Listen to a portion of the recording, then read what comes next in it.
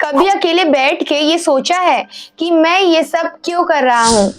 Office, पढ़ाई, pressure, but still लगता है कि कुछ मिसिंग है। हर सुबह उठना, काम करना और फिर सो जाना, बट ऐसा लगता है कि लाइफ बिना डायरेक्शन के चल रही है।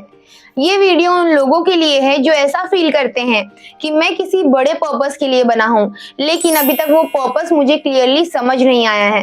आज मैं आपके साथ 5 साइकोलॉजिकल टूल शेयर करने वाली हूँ जो आपको आपके लाइफ के डायरेक्शन ढूंढने में बहुत हेल्प करेगा। और हाँ, अगर तुम अभी सोच रहे हो कि मेरा पर्पस तो शायद बिरयानी खाना है, तो वीडियो लास्ट तक जरूर देखना। Point 1, tune out the noise, tune into yourself. सब लोग आपको बताते हैं कि तुमको क्या बनना चाहिए, लेकिन क्या किसी ने ये पूछा कि आप क्या बनना चाहते हो? पर्पस हमारे अंदर ही होता है, लेकिन सोसाइटी के इतने नॉइज की वजह से वो आवाज दब जाती है। Step 1, silence reflection. रोज 10 मिनट लिखो, मैं किस चीज के बिना नहीं जी सकता। ऐसा क्या काम है जिसको करते वक्त मैं खुद को भी भूल जाता हूँ?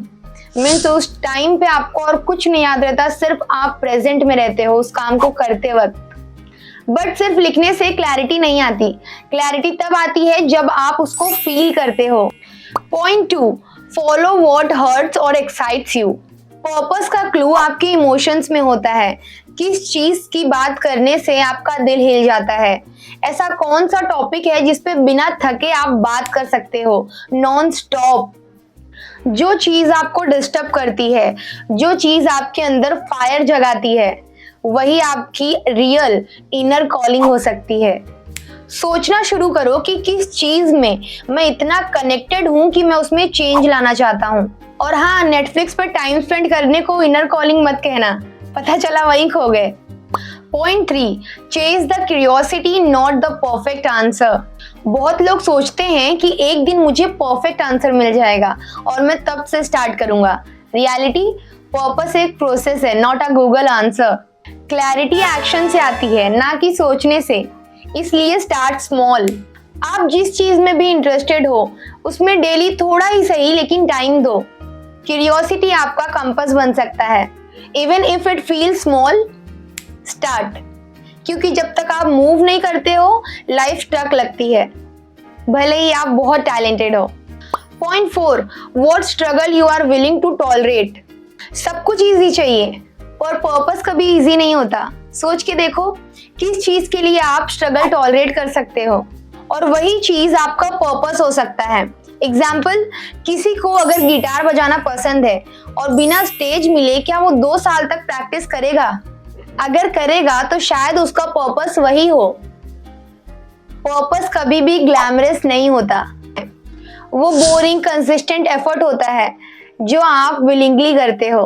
Point 5, stop searching, start creating.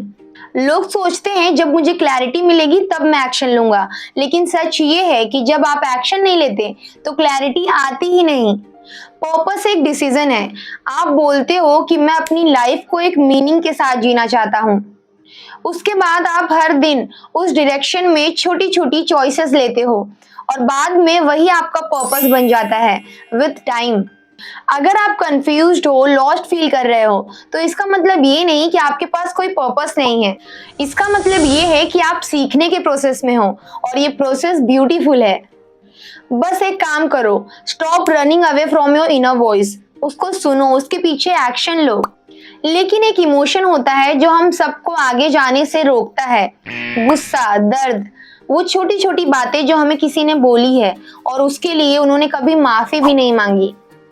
ये सारी फीलिंग्स को अपने अंदर रख के चलना पर्पस को फील करने से रोकता है, क्योंकि जब दिल हल्का होता है तभी माइंड क्लियर होता है। तो आपके स्क्रीन पे जो वीडियो है वो बहुत ही ज्यादा इंपॉर्टेंट है, देखो, आई होप आपको हेल्प करेगी।